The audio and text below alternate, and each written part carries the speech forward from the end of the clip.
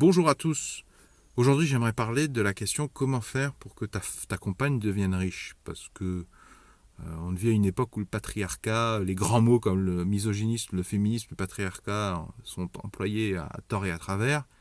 De mon expérience, il y a peut-être des explications beaucoup plus simples que le patriarcat ou cette pseudo-domination des hommes sur les femmes pour expliquer les échecs des femmes. Je, pour qu'on m'accuse pas de faire des hommes de paille, je vais vous raconter deux anecdotes réelles. J'ai eu le plaisir d'avoir bien des, des rencarts avec des femmes dans mon existence.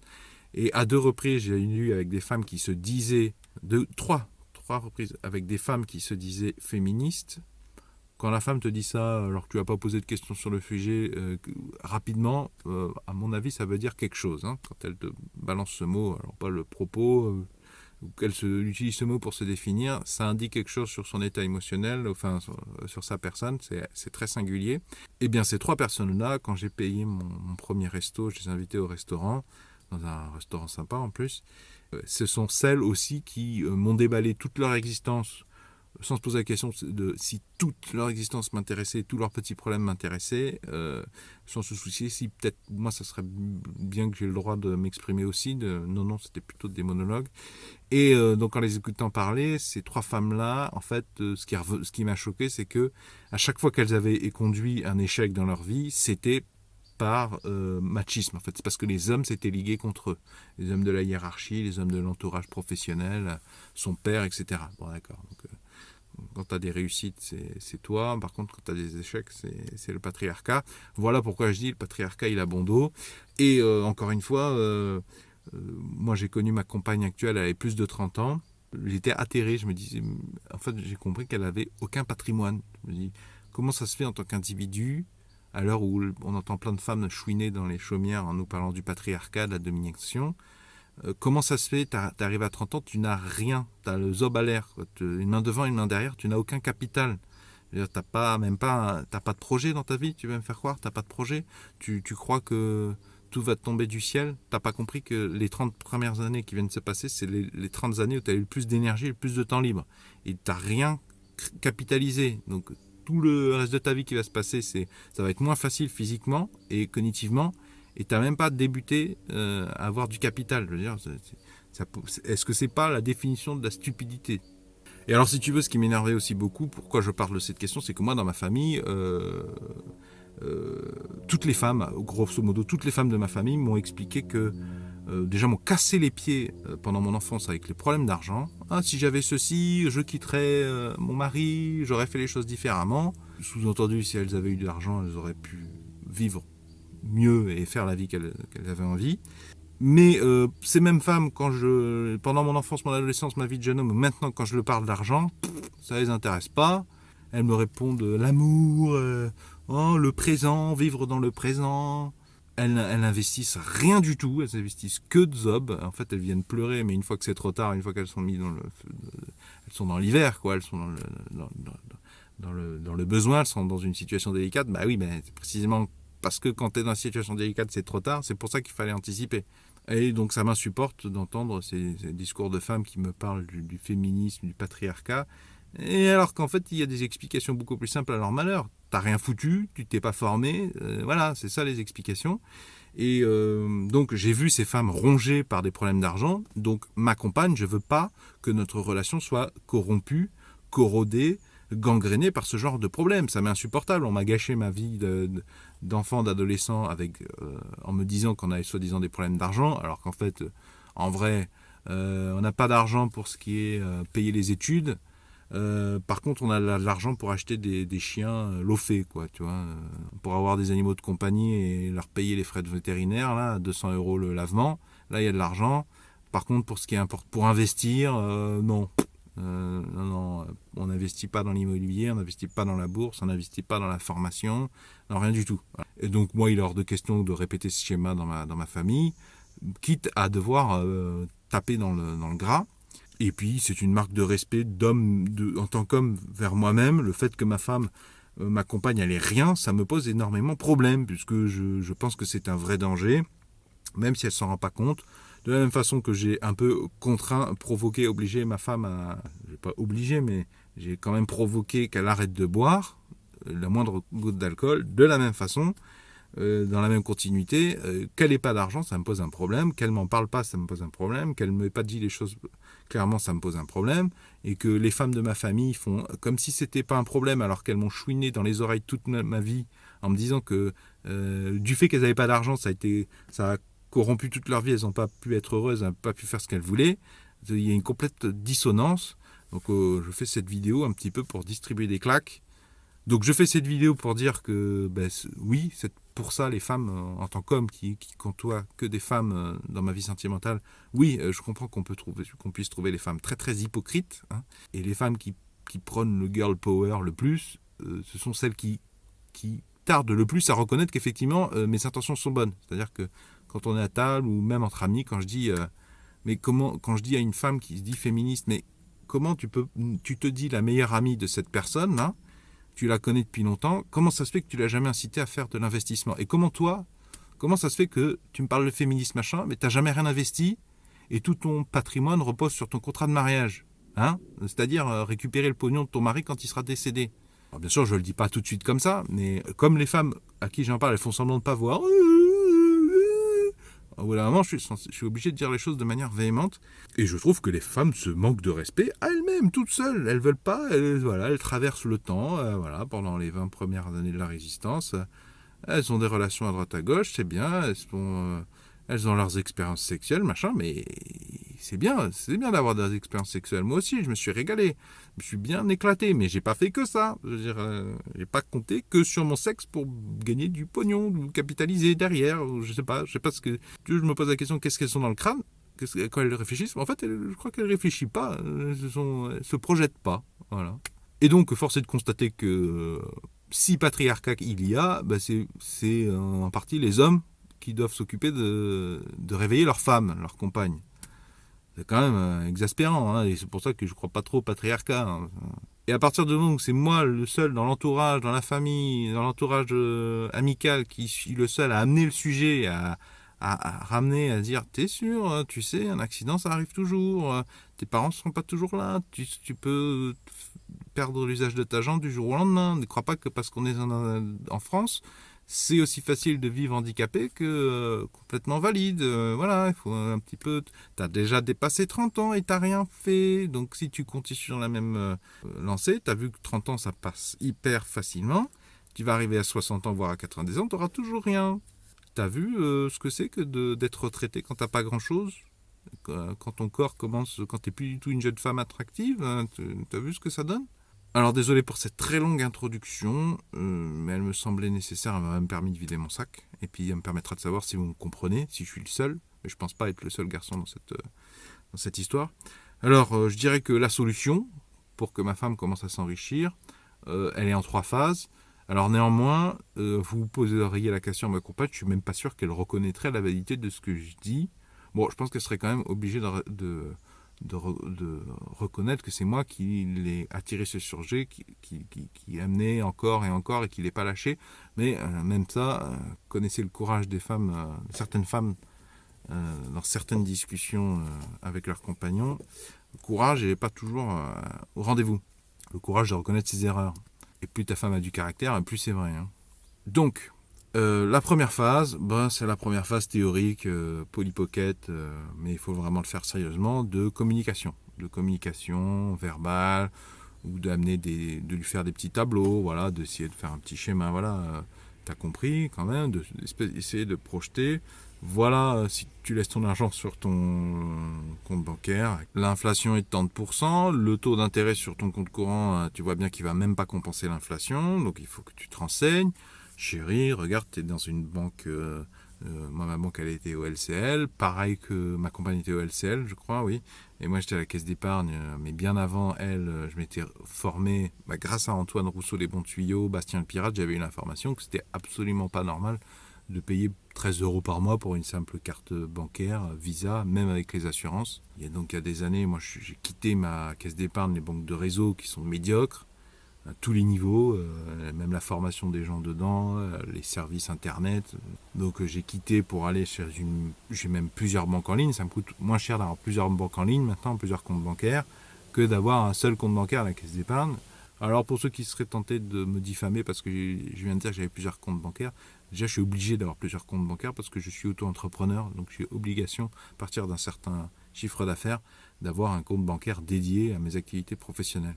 Donc je continue, c'est la première phase gentille, on part sur l'idée probablement un peu idéalisée que ta compagne est aussi intelligente que toi, qu'elle a autant d'intérêt pour le monde qui t'entoure. J'ai un peu envie de vomir quand je dis ça parce que c'est un truc que j'aimerais tellement, c'est un truc que j'ai reçu de mon éducation, mais quand tu le confrontes à la réalité, voilà, lui expliquer, voilà, chérie, regarde, tu travailles tant d'heures par semaine, tous les soirs on a au mieux 1 heure par jour et encore, c'est que quand tu as des horaires qui te font pas terminer trop tard, parce que quand tu termines après une certaine heure, t'arrives, t'es claqué. Ma compagne, quand elle rentre du travail, on dirait qu'elle a bu.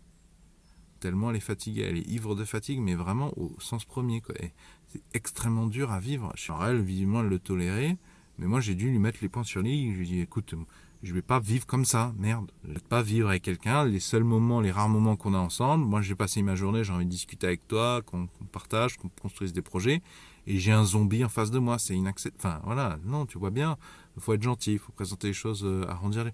Tu vois bien, tu as travaillé pendant les 14 dernières années, tu n'as rien du tout, tu as fait que échanger du temps de ta vie contre de l'argent. Donc tu comprends bien que si tu continues sur cette lancée, à partir du moment où ta vie, ça sera peut-être dans 30 ans, mais ce sera peut-être dans 6 mois, où tu auras un problème physique qui fera que tu ne pourras plus produire autant d'argent, tu vas avoir un gros problème parce que tu n'auras aucun capital. Tu sais, c'est plus reposant de faire travailler ton argent. Tu peux même utiliser le féminisme. Alors, ma chérie, tu sais, ça serait bien que tu deviennes un peu plus autonome, même par rapport à moi, même pour toi intellectuellement, que tu t'épanouisses aussi professionnellement et financièrement par toi-même, toute seule. Moi, tu sais, au niveau sexuel aussi, tu peux dire, moi, je trouve qu'une femme belle, intelligente et autonome financièrement, voire riche, voire plus riche que moi, ça m'excite encore plus qu'une femme qui n'est que les deux premiers. C'est encore plus valorisant, une femme, tu vois, de savoir que financièrement aussi, en plus d'avoir le caractère, le réseau social, financièrement, elle pourrait me claquer la porte au nez à tout moment si je la gonfle, de savoir qu'elle est avec moi, et c'est valorisant, c'est encourageant pour moi. Aussi, ce que je peux faire, c'est que sans officiellement aborder le sujet, tu lui parles d'investissement. Mais de toute façon, moi, c'est un truc qui m'intéresse, je pense que ça intéresse tout le monde. Tu lui parles d'investissement, ah voilà, l'assurance vie c'est nul parce que c'est absolument pas progressif. Moi j'ai testé Anaxago, j'en ai déjà parlé, ceux qui veulent en savoir plus, j'ai fait une vidéo sur Anaxago, elle est vieille mais je pense qu'elle est audible. J'ai commencé par Anaxago, j'ai investi dans l'immobilier avec mes places de parking alors que j'avais un salaire bien moindre que le tien. Je vous mets ma playlist sur les places de parking dans la description si ça vous intéresse. En plus, ce qui m'exaspérait aussi, c'est que de ce que j'ai compris en écoutant les investisseurs immobiliers, c'est que même si tu as un boulot que tu n'aimes pas beaucoup, si tu as un CDI, et non pas un CDD, si tu as un CDI, l'avantage, un des gros avantages en France sur les CDI, c'est que ça te permet d'emprunter genre 100 000 euros. Normalement, le moins de CDI, allez, tu peux emprunter facilement 80, 100 000 euros si tu as des comptes, enfin, sauf si tu fais n'importe quoi avec ton salaire, mais ma compagne, elle faisait pas n'importe quoi. Donc elle se débrouillait pour rien capitaliser du tout, ou alors juste capitaliser de quoi pour une petite opération pas trop coûteuse à un membre de sa famille, mais c'est tout, quoi.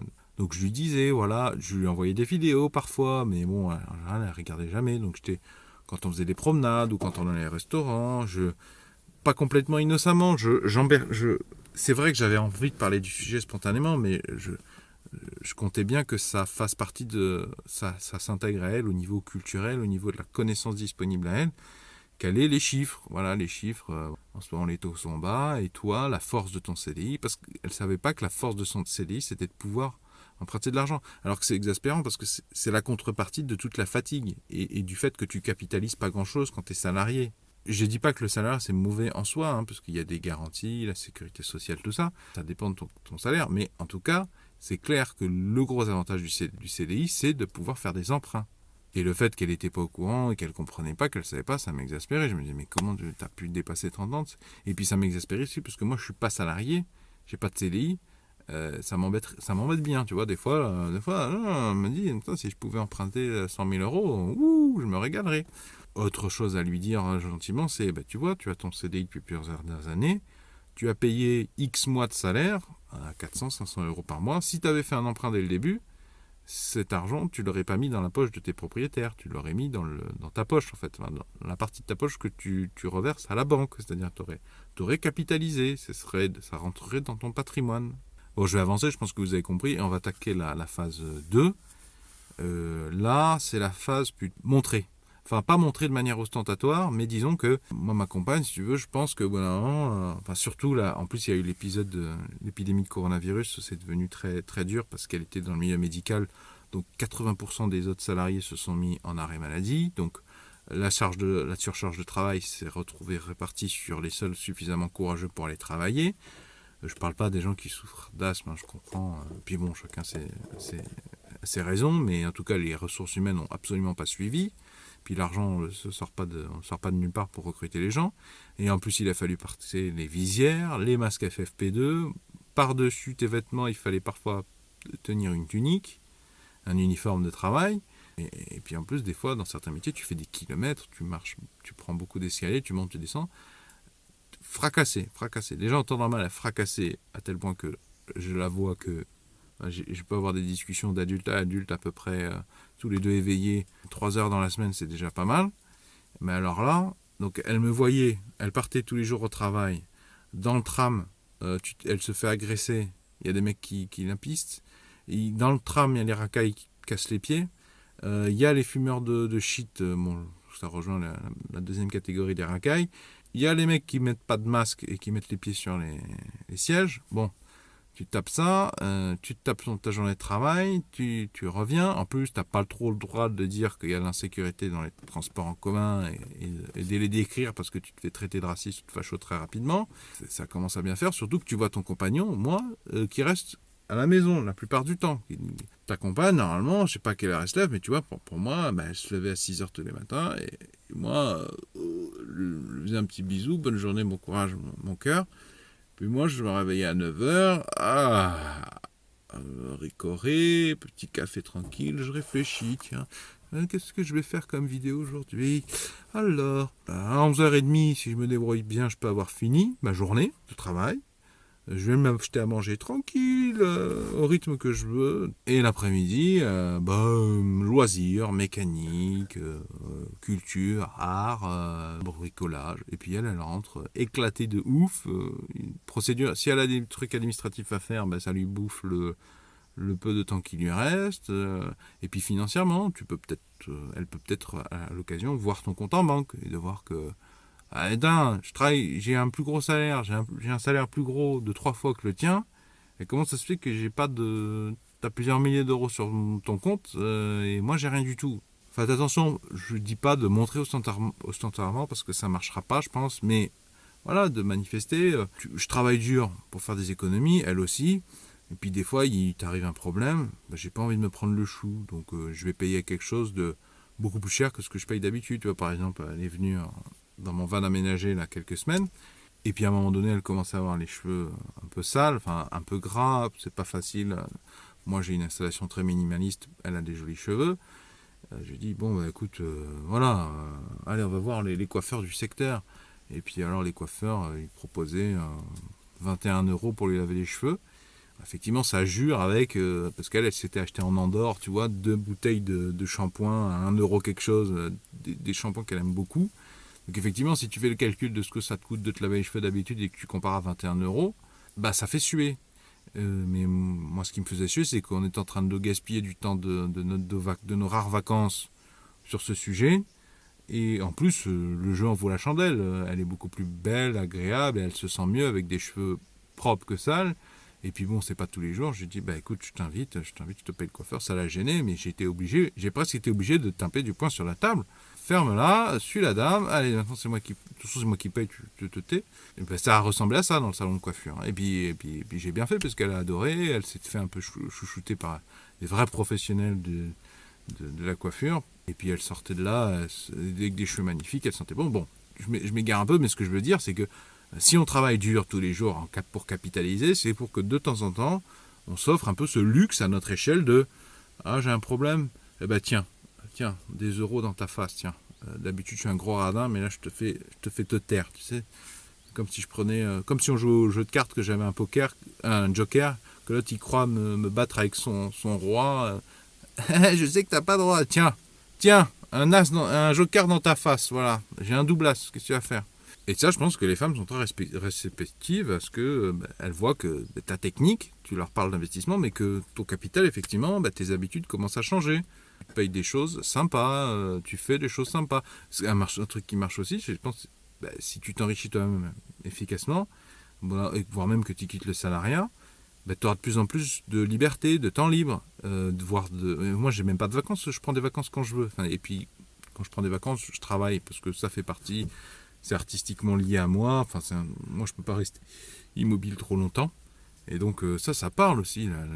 Ma compagne, comme tous les salariés, elle a un lot de semaines de vacances par an extrêmement limité. Je crois que c'est 5 semaines, un truc comme ça. Et encore, pas la première année.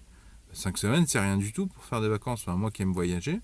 Et donc ta compagne, elle voit que tu travailles moins qu'elle, tu vieillis moins vite qu'elle, que tu prends des vacances quand tu veux, que tu vas où tu veux, quand tu veux. La deuxième phase, ça commence à la turlupiner et à la séduire, à se dire bon merde, il faudrait que je m'y mette. Voilà, je pense que ça a commencé à sérieusement lui parler. Et donc la troisième phase, alors là c'est quand on a été gentil. On a expliqué maintes et maintes fois, visiblement ça rentre pas, donc il va falloir mettre un peu plus de véhémence. Et là, c'est un peu laisser le kraken sortir, ouvrir les vannes, la folie furieuse, pourrissage de tronche, engueulade. Les engueulades, c'est pas constructif en soi, mais moi je pars du principe que quand j'ai dit les choses des dizaines de fois calmement, parce qu'en plus quand j'ai confié aux femmes de ma famille que j'avais ces intentions, je m'inquiétais que ma compagne, elle se soucie pas de sa capitalisation, de son indépendance financière. Elles m'ont dit « Oh, t'es trop dur avec elle, machin ».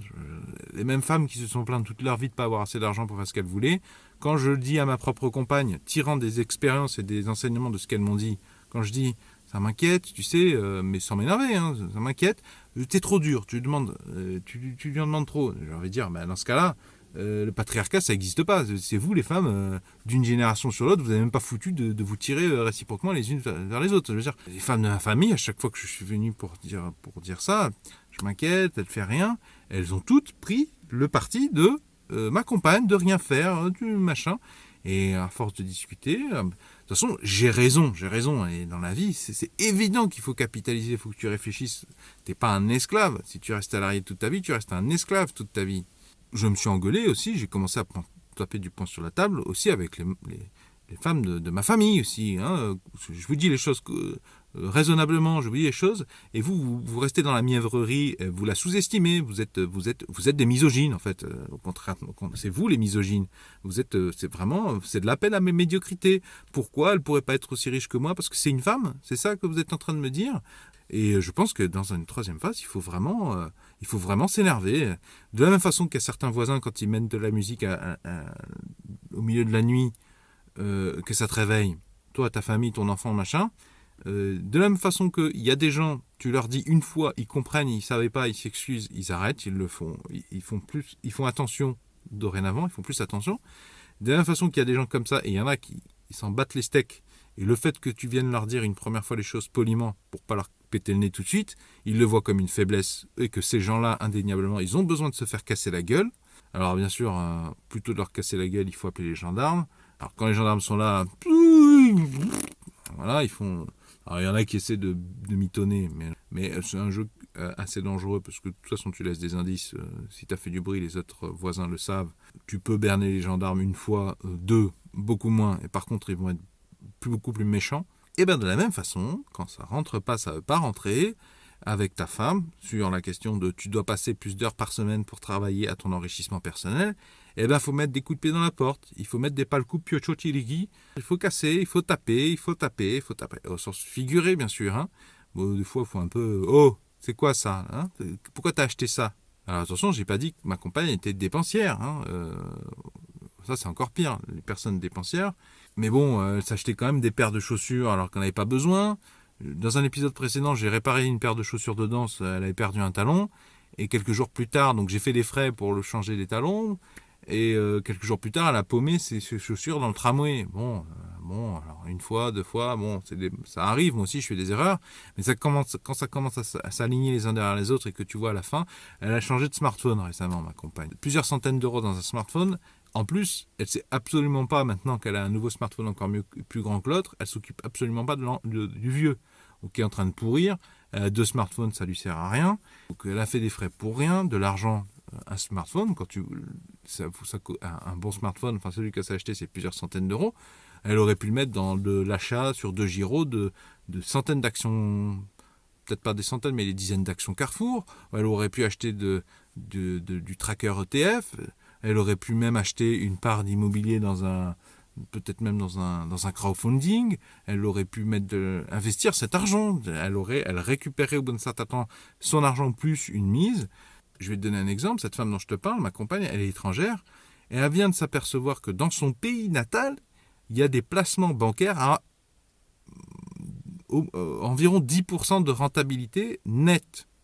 Rétrospectivement, franchement, j'ai envie de la jeter dans un lac de lave. Je lui dis, mais qu'est-ce que tu as foutu dans ton existence pour que tu découvres, grâce à moi, qui t'ai rendu obsessionnel sur ce sujet, qui t'ai rasséné, qui t'est harcelé littéralement avec ce sujet. Si je t'avais pas harcelé, tu serais pas au courant de ce qui se passe dans ton propre pays sur des offres bancaires de base. Parce que ces trucs dans son pays, dont je vous dis à 10%, c'est aussi commun que le livret A ou un compte bancaire ordinaire. Il se trouve que dans son pays, les gens n'épargnent pas, donc visiblement, c'est pour ça que c'est aussi rentable, c'est qu'il n'y a pas tellement de gens qui épargnent. Parce que les parents payent tout à leurs enfants, y compris l'achat du premier bien immobilier. Donc les enfants, j'ai pas de raison de faire des économies. Effectivement, si on m'achète mon premier bien immobilier, je peux tout dépenser. Enfin bon, on marche sur la tête. Donc la 3e phase, je vous conseille pas de crier constamment, mais force est de constater que si la première phase ça suffit pas, voire même, la première phase, ça n'a pas suffi. Il faut harceler, en fait. Harceler, mais intelligemment. C'est-à-dire qu'il faut que ça devienne la thématique de l'investissement, une thématique prépondérante dans ton existence. Mais ça, normalement, ça doit déjà être le cas. Et si tu te poses cette question, en tout cas, de comment améliorer les finances de ta compagne, c'est que tu as déjà pensé à ta situation. Et donc, il faut arriver à un point où c'est un point central aussi dans l'existence de ta compagne. Tu sais que tu attends ça d'elle et tu sais qu'elle a enfin compris en quoi c'était bon pour elle. C'est pas très compliqué. Quand tu vois des gens riches qui se payent des restos, des trucs, des services d'extrêmement bonne qualité, tu apprécies ça. Pourquoi tu pourrais pas y avoir droit? Parce que tu es une femme. Tu as vraiment des pensées misogynes. Donc moi je pars du principe que ma compagne c'est son pire ennemi de la même façon que je suis mon propre ennemi. Mais sur ce niveau-là, je pense qu'elle a été beaucoup plus dans les croyances limitantes et dans l'ignorance. Et donc, l'antidote à ça, ça a été une certaine forme c'est toujours le cas, c'est une forme de violence, c'est une forme d'engueulade, où si elle se permet de dépenser plusieurs centaines d'euros dans un truc complètement consommable et pas nécessaire, activation du mode furie. Alors je ne dis pas d'engueuler pour la moindre petite dépense. Effectivement, si elle a besoin de s'acheter des vêtements de temps en temps, de temps en temps, mais si c'est tous les mois, et puis elle m'a demandé de lui offrir pour son anniversaire ou son Noël un legging à 60 euros, pour moi 60 euros, j'ai trois tenues entières, tu vois. Donc à un moment donné, si moi je suis certaines choses, tu peux les suivre. Je ne demande pas, bien sûr, de harceler ta femme pour qu'elle devienne spartiate et qu'elle adopte un style extrêmement minimaliste du jour au lendemain. Mais il ne faut pas déconner et il ne faut pas laisser passer des choses qui sont des erreurs, et surtout de la part des amis, parce que je trouve que les femmes, dans leur amitié, là, elles ne se tirent pas toujours vers le haut. On va faire la fête, on dépense 6 euros un verre de vin pas très bon, blanc, en plus c'est du vin blanc, dégueulasse. Une paire de chaussures de danse ici parce qu'elles sont trop belles, une paire de jupes de rat parce que c'est l'été, j'ai payé un Uber ici, allez, 15 euros pour 2 km, un smartphone par ça, et non, il faut pas laisser passer. Et en plus, on est à une époque où vous passerez pour un arriviste, vous passerez pour un conservateur, voire même vous pouvez vous faire traiter de misogyne, alors que précisément, c'est dans l'histoire, c'est pas moi le misogyne. Il faut être prêt à être violent, parce qu'il va falloir faire preuve de force, mais une violence maîtrisée, une colère maîtrisée, c'est pas facile. Il faut rien lâcher, parce que vous êtes peut-être le seul à vous préoccuper de ça, même dans la famille. Et c'est dur, je sais que c'est dur. À Noël, là, tout le monde se retrouve. Mamie, c'est bien, l'amitié, la solidarité. Alors toute l'année, on se tire vers le bas. Et pour Noël, on parle pas de ces sujets-là parce qu'on va s'engueuler. Donc quand est-ce qu'on aborde ce sujet, en fait? Quand est-ce qu'on passe à l'action? Alors il y a une technique qu'on entend souvent sur YouTube, c'est d'investir tous les mois de l'argent. Alors moi j'ai ma technique à moi, je n'en parlerai pas forcément ici parce que c'est pas le sujet. Donc si tu vois, ça fait plusieurs mois que tu lui en parles sérieusement et que plusieurs mois tu lui demandes alors combien tu as économisé sur ton compte bancaire à peu près dans les ordres de grandeur. Bon, effectivement il y a une certaine intimité, une pudeur à respecter. Moi je ne demande pas à voir les comptes bancaires et puis je m'en remets à ce qu'elle me dit et puis si elle veut me donner des indications, des tranches, ça me va très bien. Moi ce que je veux c'est de savoir si elle est passée à l'action d'une semaine à l'autre, d'un mois à l'autre, d'un semestre à l'autre.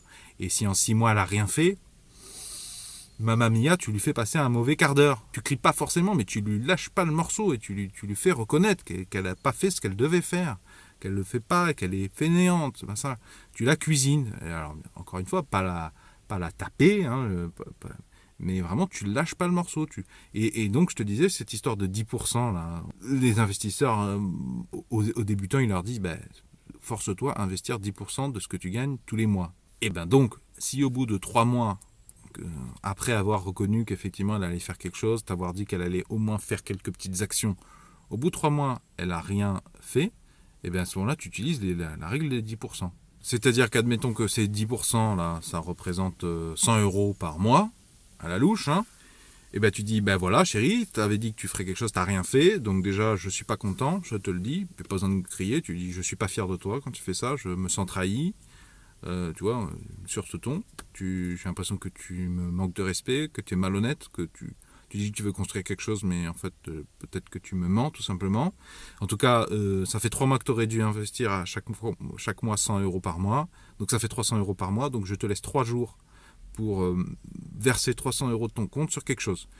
Donc là, effectivement, tu peux, effectivement, si elle te le demande, la prendre par la main, c'est-à-dire décider avec elle, puisque visiblement elle n'a pas voulu faire les choix elle-même, elle ne veut pas, ou elle ne se sent pas, c'est possible pour commencer d'avoir besoin d'être accompagnée, peut-être que ça l'impressionne trop, elle manque de connaissances. Ben voilà, il va falloir prendre par la main et un peu la forcer, voilà, 300 euros.